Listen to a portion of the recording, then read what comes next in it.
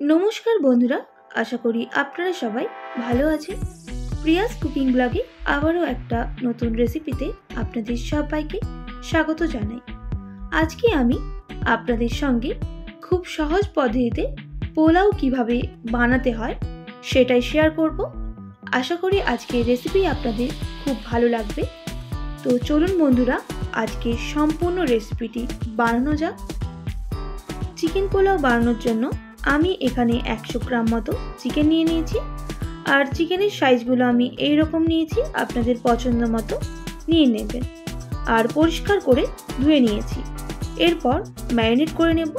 दिए दिচ্ছি काँचा लंका, फेटानो टक दई 2 टेबिल चामचेर मतो और दिए देब स्वाद मतो लवण,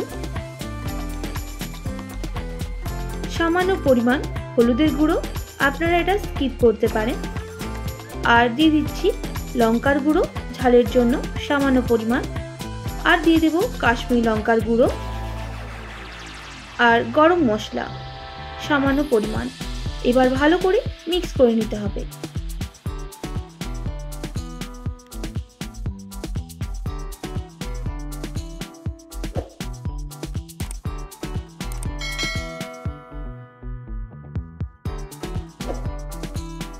चिकेनटा भालो करे मैरिनेट करा होये गेले आध घंटा मतो रेस्टे रेखे दिते हबे।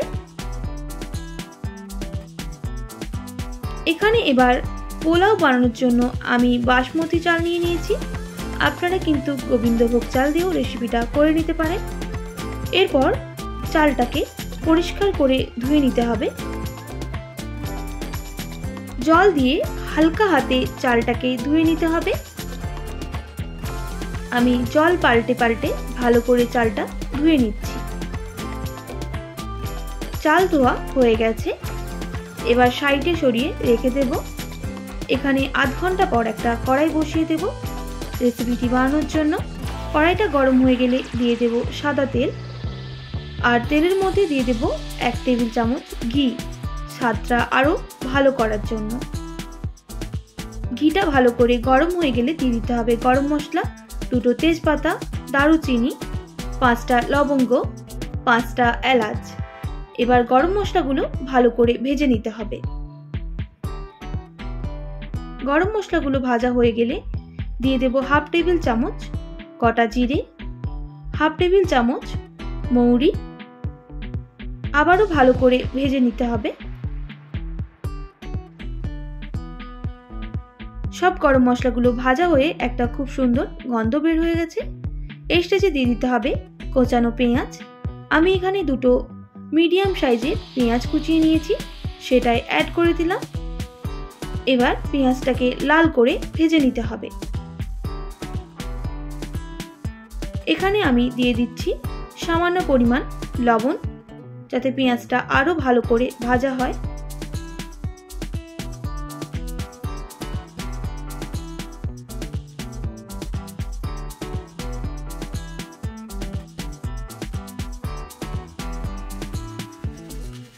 পেঁয়াজটা ভালো করে ভাজা হয়ে গেছে। এখানে আমি দিয়ে দেব হাফ টেবিল চামচ রসুন বাটা, হাফ টেবিল চামচ আদা বাটা। আবারও পেঁয়াজের সাথে আদা রসুনটা ভালো করে ভেজে নিতে হবে।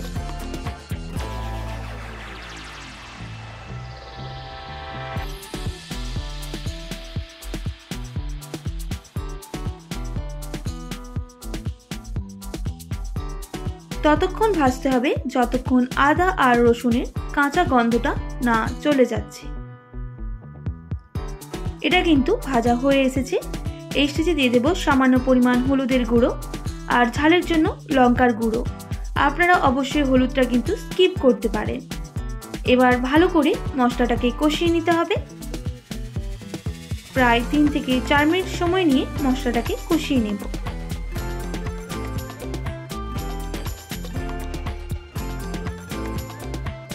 3 থেকে 4 মিনিট কষানো হয়ে গেলে এখানে দিয়ে দেব ম্যারিনেট করে রাখা চিকেন।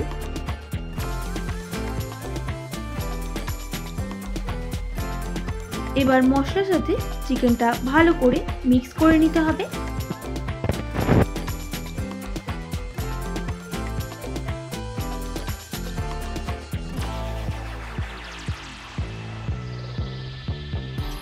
এরপর চিকেনটাকে 2 থেকে 3 মিনিট সময় নিয়ে কষিয়ে নেব।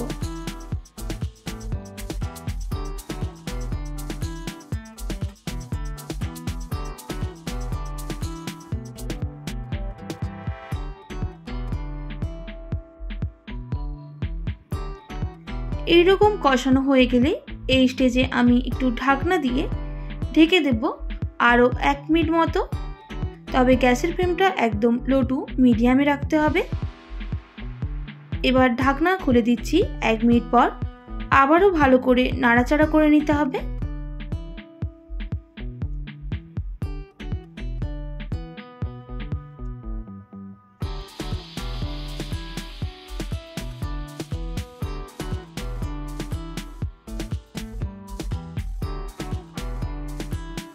অলরেডি চিকেনটা থেকে তেল ছাড়া শুরু করে দিয়েছে।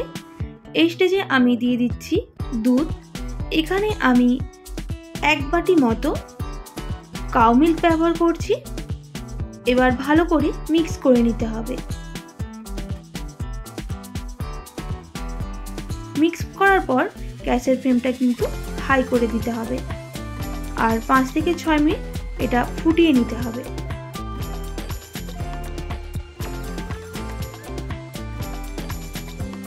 এরপর এখানে আমি জল অ্যাড করে দিচ্ছি আরও 1 বাটি মতো। আপনারা আপনাদের পরিমাণ মতো জলটা ব্যবহার করবেন এখানে। এরপর একটু ফুটে গেলে এখানে ধুয়ে রাখা চালটা অ্যাড করে দিতে হবে আর হালকা হাতে এটা মিক্স করে নিতে হবে, না হলে কিন্তু চালগুলো ভেঙে যাবে। এরপর আমি ঢাকনা দিয়ে ঢেকে দিচ্ছি প্রায় 1 মিনিটের মতো।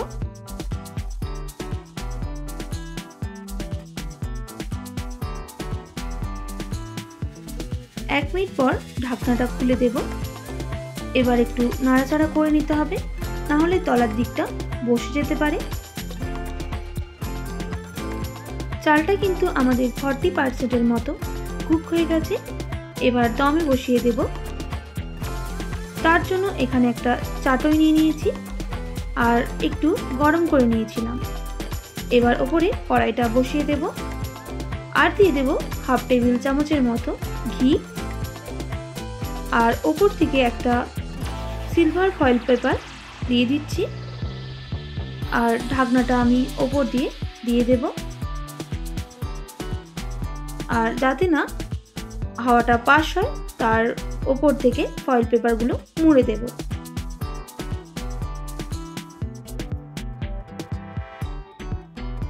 এরপর 45 মিনিট মতো আমি দম হতে দেব।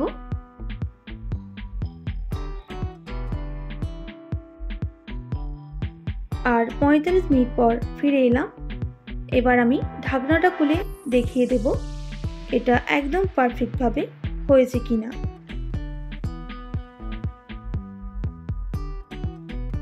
তো দেখুন বন্ধুরা, একদম কিন্তু রেডি হয়ে গেছে। ওপর থেকে চালটাও কিন্তু সেদ্ধ হয়ে গেছে। আপনাদের চামচ দিয়ে দেখিয়ে দিচ্ছি। দেখুন কত কম সময়ে চিকেন পোলাও রেডি হয়ে যায়। একদম রেডি হয়ে গেল একদম রেস্টুরেন্টের মতো চিকেন পোলাও রেসিপিটি। আশা করি আজকের রেসিপি আপনাদের খুব ভালো লেগেছে। একবার অবশ্যই এইভাবে বাড়িতে ট্রাই করবেন আর কেমন লাগলো কমেন্ট করে জানাতে একদমই ভুলবেন না। যদি ভালো লেগে থাকে অবশ্যই একটি like, comment, share and subscribe করে আমার পাশে থাকার অনুরোধ রইল। পাশে থাকা বেল আইকনটাও প্রেস করে দেবেন, তাহলে নিত্য নতুন রান্নার ভিডিওগুলো আপনাদের কাছে পৌঁছে যাবে।